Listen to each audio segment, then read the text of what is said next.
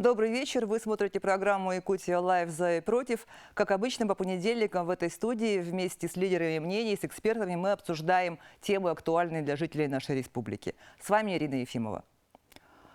6 октября в состав Российской Федерации вошли 4 новые территории. Это Донецкая, Луганская народные республики, Запорожская и Херсонская области. Но и до этого Россия помогала и поддерживала жителей этих территорий. И за Якутией был закреплен город Кировское в Донецкой Народной Республике, который восстанавливался силами добровольцев из Якутии. И вот недавно оттуда вернулся наш гуманитарный десант. По рассказам очевидцев, более 30 лет город находился в неухоженном состоянии, без капитального ремонта. Но лучше спросим у людей, которые там были, видели все своими глазами. Сулустан, Николай, расскажите, как сейчас обстоят дела в городе, что уже сделано, что еще предстоит сделать?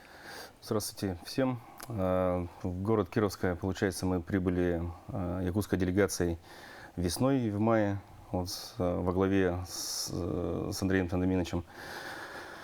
Это поспред нашей республики в Москве, Андрей Знаменович Федотов. Да.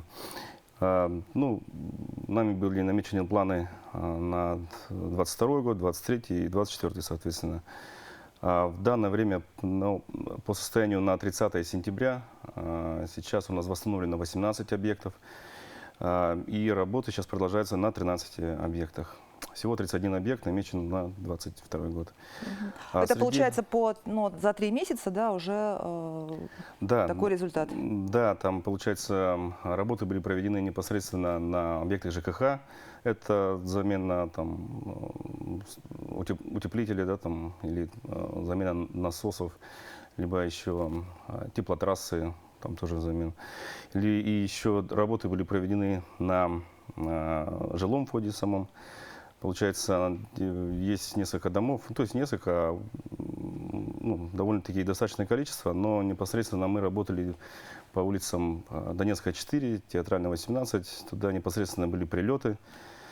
Мины и артиллерийские снаряды там попадали в некоторые квартиры. Там. Вот по Донецкой, 4 там был прилет в одну и ту же квартиру прямо 2 раза. Прямо снаряд прямо так и попадал. Вот, но это было все, в 14-15 годах, вот, поэтому данные объекты не были отремонтированы. Вот, и силами якутской делегации, специалистами, это все уже объекты, то есть ремонтно-восстановительные работы на этих объектах завершены. Кроме этого, мы работали непосредственно по ремонту дорожного полотна, а также по монтажу опор уличного освещения, ну и вообще само уличное освещение. Так как в городе там, да, с освещением были проблемы, несколько улиц было освещено, а так в основном все темно. Вот поэтому это было очень заметно и прямо приятно, когда люди подходят. Вот вы из Якутии и благодарят, там, это прямо дорогого стоит. Вот. Ну и самый большой у нас объект, это, конечно, школа номер 2. Школа номер 2, там у нас капитальный ремонт получается с 1 по 3 этажи по всем корпусам. Сейчас работы на данном объекте продолжаются, и в скором времени они должны завершиться. Там вообще чуть ли не от плинтусов до кровли там все уже меняется, в общем. Также еще были заменены шиферное покрытие, кровли, в общем, тоже там ремонтировались, менялось непосредственно на самих школах 1, 2 и также на корпусах Центральной городской больницы. Ну и, соответственно, на самой городской больнице тоже там ремонт кровли был осуществлен. Вот. Кроме этого, еще вот наша якутская делегация принимала участие на всех мероприятиях там, городских, там, памятных датах и тому подобное.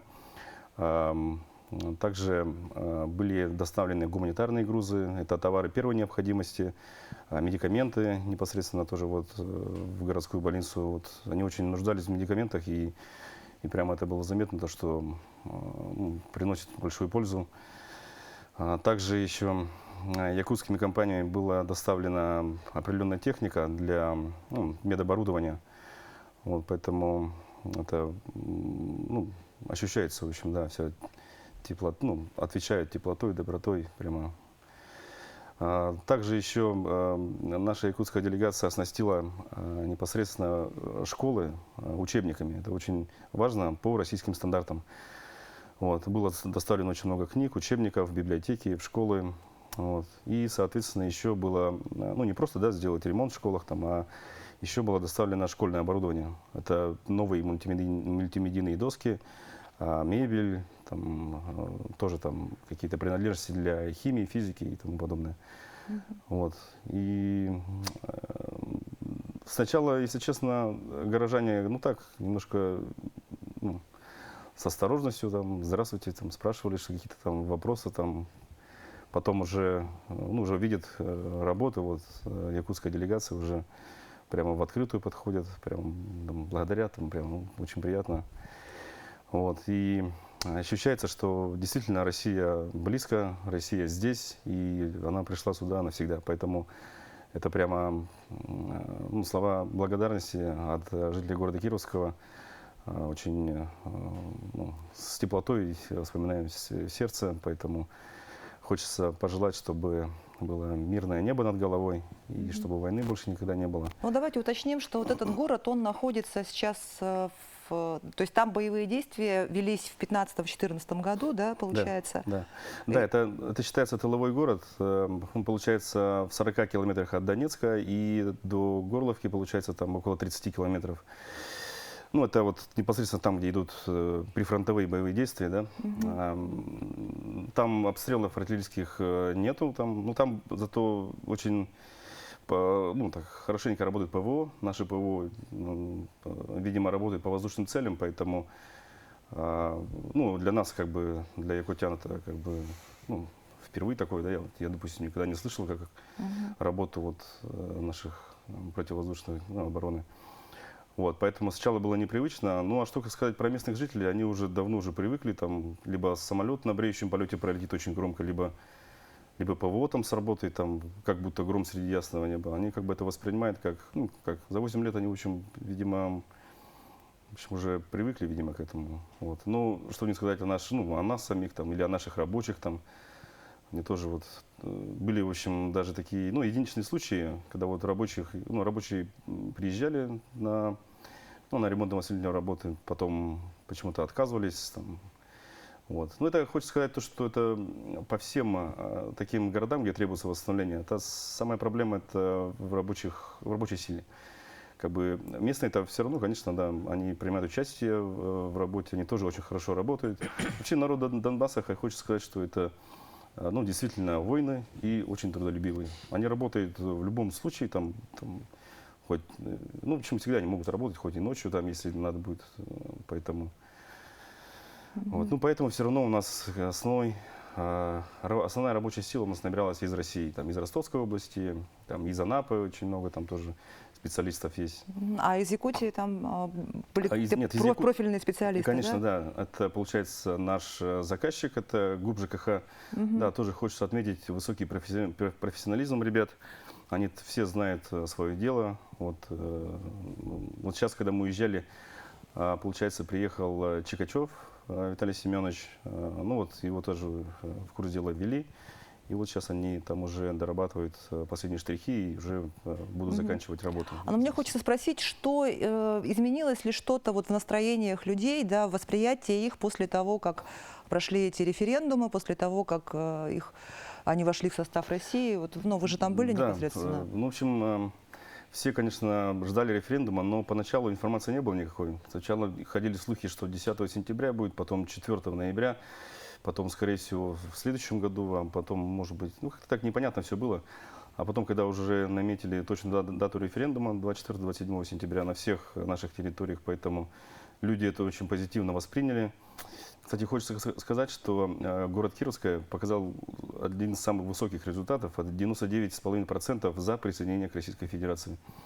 Это вообще прямо очень, ну, даже сами, ну, как организаторы, как говорят, сами не ожидали, поэтому после референдума, там, ну, после 27 числа уже у людей уже такое поднятое настроение. Ну и, конечно, это ожидание, что уже будет перемениться все к лучшему. Мы победим, и победа будет за нами. Прямо так вот. Николай? Ну, это действительно так. Когда мы были там вместе с делегацией, когда приезжал Александр Сергеевич, там очень сильно чувствовалась именно теплота. На самом деле наш глава там, ну, если так сказать, он там чуть ли не суперзвезда там был, да. Это все вопросы, которые звучали, ну, там собрались активисты, общественники. В принципе, там нельзя сказать, что прям такой большой город, да, но в то же время там чувствуется, что коллектив, они все друг друга знают и задают вопросы именно те, которые волнуют народ. И фактически по всем вопросам, вот когда было общение с народом, наш глава там отвечал очень хорошо, и все его тезисы, в принципе, воспринимались так же. Также Султан помог мне пообщаться с местными людьми, также со специалистом, поездили по городу. И когда вот встречаем местных людей, когда ну, у нас по лицу-то видно, что не местные, да? Они сразу улыбаются, сразу говорят, что, как вам помочь, что-то подсказать. Ну, то есть вот ребята, которые там работали, они показали себя, ну, как бы с наилучшей стороны, и вот эта вот теплота вся, она чувствовалась буквально на каждом шагу. Все люди, абсолютно все, прям от Якутии, они начали читать про республику. Даже там проводились некоторые тематические вечера, насколько я слышал, да, там. Некоторые люди начали изучать хамус, там у них кружок сразу фактически организовался. Это прям прекрасно на самом деле.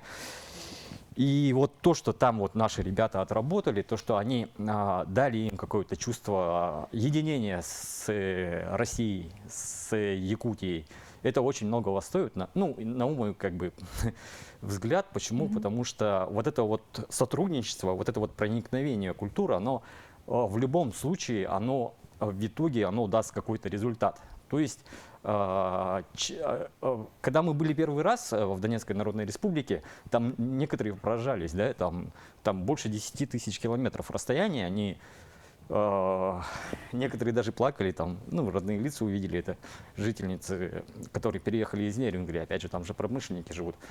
Вот, и вот это вот все, вот проникновение, вот это вся культурный обмен, он даст очень большой эффект, но нужно, естественно, подождать, когда закончится специальная военная операция, чтобы, как говорят местные жители, над вами было мирное небо. Ну что ж, мы вернемся к обсуждению нашей темы буквально через несколько минут. Не переключайтесь.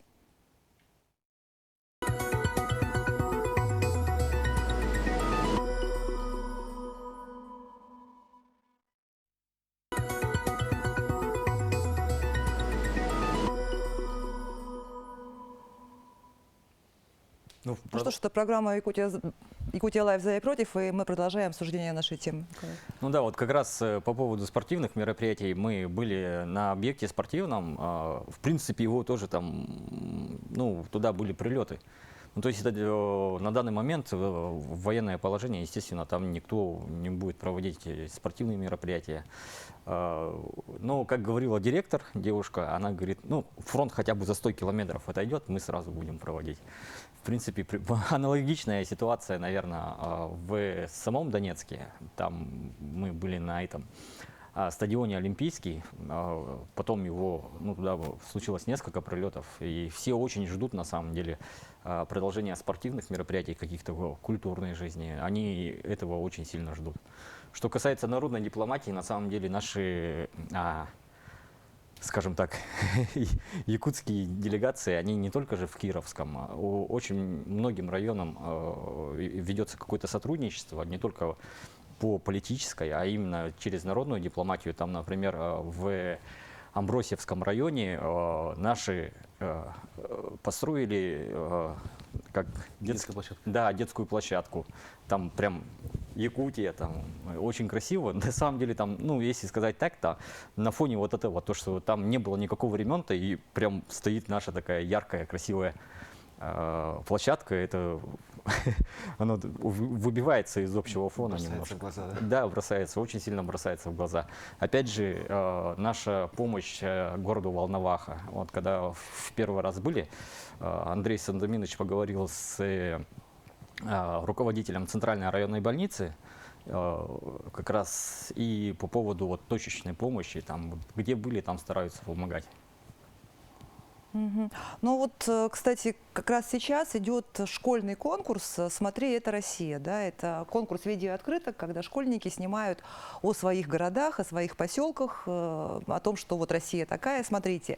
И этот конкурс, он федеральный, но начал его в свое время наш глава Александр Сергеевич Николаев несколько лет назад. И в этом году, ну, как обычно, заявок бывает больше всего из Якутии, потому что это у нас началось. И вот в этом году, значит, посмотрели первые заявки. Говорит, из Якутии 5 заявок, а больше всего заявок из Донецкой Народной Республики. То есть больше половины заявок от школьных команд из Донецкой Народной Республики. Вот. Такая вот история. Ребята хотят показать, что это Россия. Вот поэтому я хотела спросить еще раз вот про референдумы именно. Как... Ну, во время референдумов Да, у нас Сулустан такой там вопрос находился. Да, ну вот ты же там был во время референдума, во время того, как было объявлено, что о его результатах. Да. Как люди это воспринимали? Ну, Там было это какое-то уже- празднование или просто это было как, ну чего-то ждали, и оно наконец-то свершилось? Или Да, вот ну, как, референдум проходил, получается, с 24 по 27, это 5 дней, да? Все, получается, с 24 числа ну, организаторы, там, сотрудники администрации, они уже сначала ходили поквартирно к вот гражданам, которые, допустим, не могут передвигаться или еще как-нибудь, да, собирали вот тоже, ну, бюллетени раздавали, и в итоге 27 числа, да, были определенные, ну, не гуляния, так скажем, да, но все равно у людей приподнятое настроение, все прям. Это уже второй референдум, как бы, да, он еще был ну, в тех годах.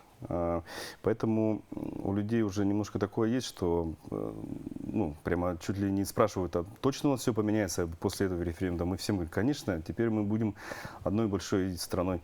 Кстати, 28 числа, ну, как бы, я вот уже видел, то есть прохожие к нам подходят и говорят уже, здорово, земляки, там, ну, как-то приятно, короче. Так, здорово, земляки, там, все обнимаемся, там, туда-сюда. Ну, прям очень тепло воспринимают это. Но, как я еще хотел бы повториться, что они ждут конкретных изменений, что все поменяется в лучшую сторону, там, ну, и тому подобное. Ну да, они в принципе, вот когда и в Донецке, и в других как бы городах, они всегда вот этого ждали. Они нас, как бы журналистов, спрашивают, ну давайте уже, когда начнется-то, когда будет присоединение. Фактически большинство разговоров фактически только об этом и шло.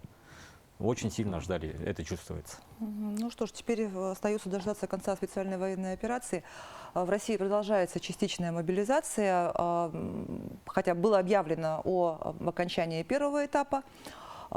И поскольку в первые дни шло все не очень гладко, мы об этом слышали, но сейчас вроде бы все устаканилось. Вот я знаю, что ваш центр Объединенный Народного фронта и Общественная палата помогает мобилизованным. Вот буквально сейчас собрали, проводили самолет. Расскажите, пожалуйста, Аил. Да, ну в первое время мы собирали же у физических лиц, у предприятий, у индивидуальных предпринимателей. И вот вроде бы такие радостные, набрали такую прямо гору наших комплектов для наших мобилизованных, радостные. Потом говорят, все, улетает на город, наш самолет провожаем.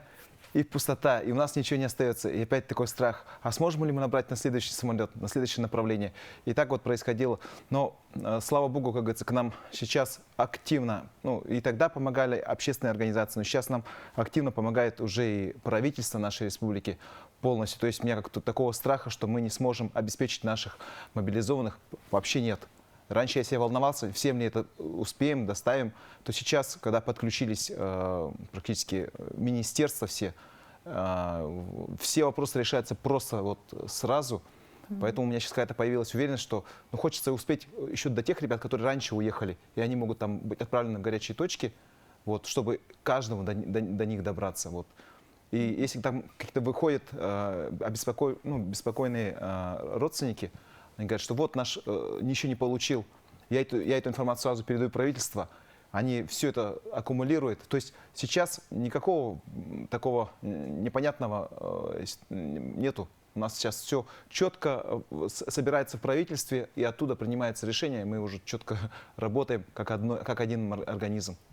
Да, хочу отметить, что как бы ну, для всех же это все всегда неожиданно. И вот этот перемены, которые действительно люди ждали 8 лет, которые мы наблюдаем здесь в тылу, так сказать, это все трансформируется очень быстро, и мне понравилось то, что у нас правительство очень хорошо, быстро отработало в том плане, что на законодательном уровне было закреплено, что можно теперь именно регионам поддерживать мобилизованных в плане оснащения. То есть, ну, действительно, какие-то средства выделяются, и поэтому я так понимаю, что на сегодняшний день-то этих проблем и нет. То есть тут уже главное, ну, как ребята вот отрабатывают, ну, как видим, грамотно, быстро все приходит, самолеты отправляются. У нас сейчас вот в Улан-Удэ находится мобилизованные. У нас руководитель исполкома Народного фронта Валерий Алексеевич Лютый тоже там находится, помогает, встречает, общается и с мобилизованными. Трансформация прошла, и в штабе мы вместе. Все мы помним прекрасно эту большую акцию всероссийскую, когда мы сплотились на фоне пандемии, начали помогать друг другу, медикам в первую очередь. Сейчас на базе мы вместе, уже как бы идет волонтерская помощь именно вот в русле помощи мобилизованным, и не только мобилизованным, их семьям. Принимаются заявки, этот колл-центр, он также остался, этот единый номер. 122, напомню. Да, номер. да, да, да. И туда поступают сейчас заявки и уже распределяются для волонтеров, чтобы где-то, ну, действительно съездить, помочь там по хозяйству, потому что, ну, все мы знаем, да, некоторые мобилизованным дали 3 часа. То есть у нас тут к зиме готовятся все, и, ну, действительно, какая-то помощь, она нужна. Постепенно эти заявки идут. Ну, то есть, например, женщина, у которой мужа мобилизовали, может позвонить и попросить, чтобы ей там приехали, грубо говоря, дрова накололи. Да, совершенно верно. там. Действительно, именно вот эта акция «Мы вместе», она продолжает уже свое существование не только вот по пандемии. Ее, кстати, тоже, да, особо никто не отменял, просто маленько она ушла за план. А здесь действительно, да, теперь заявки принимаются именно по помощи уже семьям непосредственно, потому что, ну, действительно, по хозяйству работы очень много. И поэтому, пользуясь случаем, да, хочется сообщить о том, что действительно такой штаб имеет место быть, и заявочки эти можно оставить на номере единого колл-центра. То есть можно либо позвонить по номеру 122 и попросить помощи, какая вам нужна в связи с мобилизацией, да, либо волонтеры тоже да, могут да, обращаться, да, да, и оказывать посильную да, помощь. Да, есть такое. Вот, поэтому это вот то, что у нас непосредственно, как бы, ну, как, скажем, в федеральном плане, да, происходит. И не надо не забывать, вот мы недавно совершенно провели и марафон «Все для победы». По-прежнему собираются средства для, если это раньше было для помощи бойцам Луганской народной милиции и Донецкой народной милиции, то теперь не только для бойцов, а теперь еще и для жителей уже освобожденных территорий, уже территорий Российской Федерации. Эти пожертвования также на сайте победа.унф.ру принимаются, и мы по-прежнему в исполкоме Общероссийского народного фронта принимаем, ну, какие-то обмундирования, спецсредства, то есть это все по-прежнему, да, нами принимается и отправляется туда. Ну, я, насколько знаю, сейчас объединилось все это в один большой, да, региональный центр помощи. И расскажите, вот сейчас как дела обстоят с обращениями? Первые дни, я знаю, да, обращались очень много с вопросом, связанным с мобилизацией, так скажем, тех, кто не должен был подлежать призыву, там, и так далее, ошибочно мобилизованных. Сейчас вот как дела обстоят? Ну, эти вопросы сейчас решаются на уровне все-таки и военкоматов, и где-то разъясняется порядок. Сейчас более серьезно, мне кажется, вот этот вопрос уже нет такой случайности, чтобы взял человека, и где-то этот вопрос возник где-то уже в военной части. Сейчас уже на раннем этапе все эти вопросы стараются упреждать. Вообще сейчас, я же все-таки специализируюсь на помощи мобилизованным, не самой мобилизации, да, вот, и в этом плане у нас работа еще как бы все равно не все так гладко на самом деле. Даже при наличии денежных средств, при возможности это все как бы транспортировать, у самих нет, например, тех же жгутов, аптеках. негде купить, да, поэтому мы продолжаем все равно берцев, там, обуви для ребят, да, сейчас вообще говорят, ну, хотя бы теплые ботинки там, да, вот. И, ну, сейчас все равно, слава богу, для координации создается же штаб республиканский именно вот по оснащению мобилизованных под руководством Дмитрия Дмитриевича Садовникова. И мне кажется, вот теперь уже мы как-то более масштабно, хотя и в других регионах тоже, вот, честно говоря, все уже раскупили. Вот, но вплоть до из-за рубежа будем закупать. Вот такие вот у нас. А что нужно-то в первую очередь? Ну, у нас со спальником не так все легко решается. Допустим, если с медпрепаратами у нас нам помогает сахафармация, то ну, там со жгутами вот проблема. У нас не хватает рюкзаков, формы не хватает такой, ну, теплой одежды. Вот. Ну, очень много, на самом деле, список целый такой. Вот. И если это возможно, то у нас есть, сейчас создаем сайт свой, и там мы будем всю информацию размещать. Здесь, я думаю, играет роль логистика, да, сложная все-таки логистика в республике, и никто на самом деле не ожидал, что будет объявлена частичная мобилизация так скоро. И действительно получилось так, что наши магазины, которые специализируются на спецодежде, на медицинских препаратах, аптечках, это дело как бы начало раскупаться. Ну, я думаю, здесь не стоит сильно переживать. Логистика, она такая, что в течение месяца все-таки все товары, они поступят рано или поздно. Да, они поступят. Восстановлены. У нас же тут вопрос, мы понимаем, что через месяц, даже если через полмесяца этот вопрос решится, да, у нас есть ребята, которые через 10 дней уже поедут на горячую точку. Нам нужно решить до этого вопроса. Да, это поэтому я понимаю. Тут фактор времени немножко нас здесь действительно, волноваться. наверное, нужно обратиться Здесь к нашим успокаиваться не согражданам, стоит, наверное. что у кого-то это лежит без дела, так сказать, а может быть отправлено именно Конечно. Мы нуждающимся вернемся в студию солдату. к обсуждению нашей темы буквально через несколько минут после короткого перерыва на рекламу. Не переключайтесь.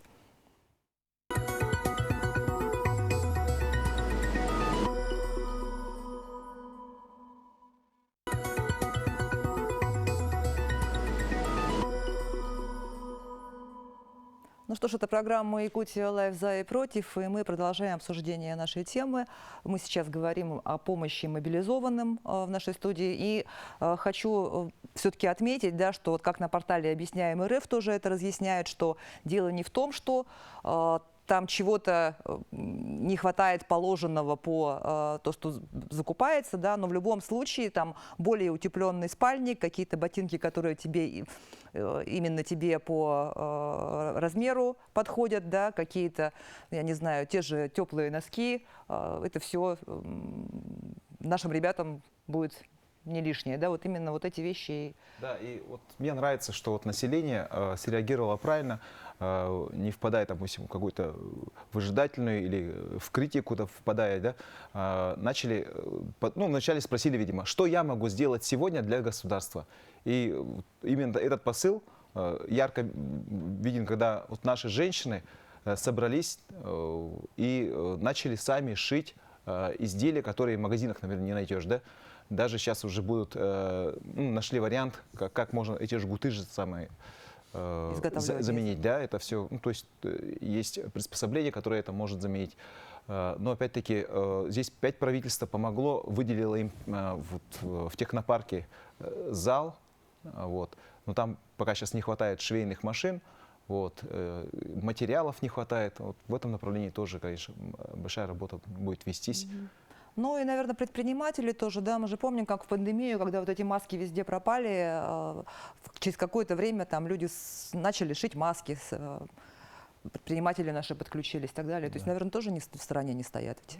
Ну Я- да, я вот недавно сюжет снимал как раз вот Кере, как раз с центром они договорились и сейчас производят вот как раз необходимые как дополнительные вещи, скажем так, для мобилизованных. Это там пятая точка так называемая, да, там балаклавы шьют, рюкзаки, и даже спальные мешки вот начинают потихоньку шить. Ну, это вот приходят женщины и просто на добровольных началах, как раз не задаваясь вопросом, там, что да как, а именно чем я могу помочь, они приходят и делают это. И благодаря предпринимательской тоже поддержке. Ну, видимо, там больше... Ну тут они на самом деле все делают бесплатно пока, не с точки зрения предпринимательской, да, но сейчас вот правительство вроде рассматривает варианты, как бы сделать, почему бы им заказ, государственный заказ. И юридические возможности, они, по-моему, сейчас уже их как бы уже решают. Но тут даже дело, наверное, еще и в моральной поддержке, да, то есть приятно иметь что-то из твоего Родное. региона, что-то родное, там, что-то сделанное, даже вот те же детские рисунки, да, когда Письма детские даже. письма детские, это поддерживает. И, наверное, это вот не только даже про мобилизованных речь, но и про ребят, которые давно там, про добровольцев наших. Вот, ребят, вы же общались с ними, Коля? Да, когда человек вообще там, знаете, когда именно земляков встречают местные, да, и когда говоришь, там, ну, общаешься с ними, им очень важна, скажем, не только как бы материальная там, да, вот просто вещи, там, сигареты, там, что такое, именно с моральной точки и психологической поддержки. Для них это действительно важно. Почему? Потому что, ну, там понятно, там это все давит, и постоянные прилеты, даже если ты не находишься на передовой, так сказать, да, там в том же Донецке там постоянные обстрелы, когда там ночью просыпаешься, там что-то бомбит, и местные там говорят это наши, там, точку У сбили, а ты-то откуда знаешь, собственно, ну как-то так, ну и именно вот близость с малой родиной, со всей Россией для ребят это очень сильно важно. Да, еще хочется добавить то, что наша вот якутская делегация в начале лета еще тоже передавали гуманитарный груз, ну тоже там какие-то продукты, медикаменты для наших добровольцев из Барс-1. Вот, это были то есть это были самые первые добровольцы, их было немного, но все-таки они присоединились к специальной военной операции, они поехали, кажется, насколько я помню, в конце апреля, либо в начале мая, Ну, что ли. одни из первых Да, присоединились. да. И к нам тоже поступало, ну, непосредственно, мы когда в Донецке были, тоже поступает, ну, пишут, там, вот, Андрей Сандеминович тоже лично обращается, как можно им помочь, как можно им передать. Там просто еще не было так все идеально организовано, но все-таки тот груз, который нам приходил, мы там тоже там, через своих ребят, через, кстати, ветеранов боевых действий Якутии, вот, ребята тоже к нам сами были, к нам приезжали. И вот они лично поехали, ну, тоже в определенную область, и туда передавали, и там передавали непосредственно сам гуманитарный груз, вот, тоже, ну, для наших же добровольцев. Поэтому тоже они прошли прямо не такой спокойный путь, так скажем. Ну, потом благополучно обратно вернулись. Ну, поэтому мы вот доставкой гуманитарных грузов тоже занималась наша делегация. Я примерно представляю, что это как, ну, нелегко это поставить на рельсы. Вот то, что ребята делают, это очень дорого стоит. Ну, хочется поблагодарить отдельно. И еще хочу сказать, что вот, ребята, которые побывали уже там, они знают там примерно и погоду, и климат. И когда вот наша женщина занимается, например, Ирина Егоровна Савинова, да, она встречается с бойцами, и вот мы такое изделие делаем, вот такое сделаем, да, как правильно говорить, ой, а вот было бы здорово, если вот так, ага, а вот здесь лучше вот что-нибудь покрепче, да, то есть вот наши изделия, они тут же как бы обратную связь получают от ребят, которые здесь пока находятся, которые еще не уехали.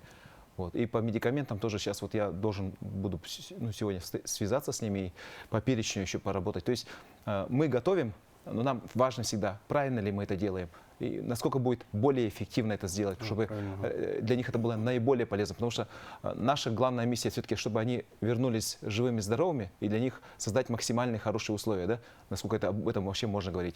Ну и потом надо сказать, что все наши, вот, кто в нашем штабе работает, женщины, люди, да, молодые, мы все молимся, каждый там, не знаю, независимо от какая у тебя конфессия, но к своим богам, говорится, молимся и просим, чтобы наши ребята вернулись живыми, здоровыми, во-первых. Во-вторых, чтобы скорее наступил мир.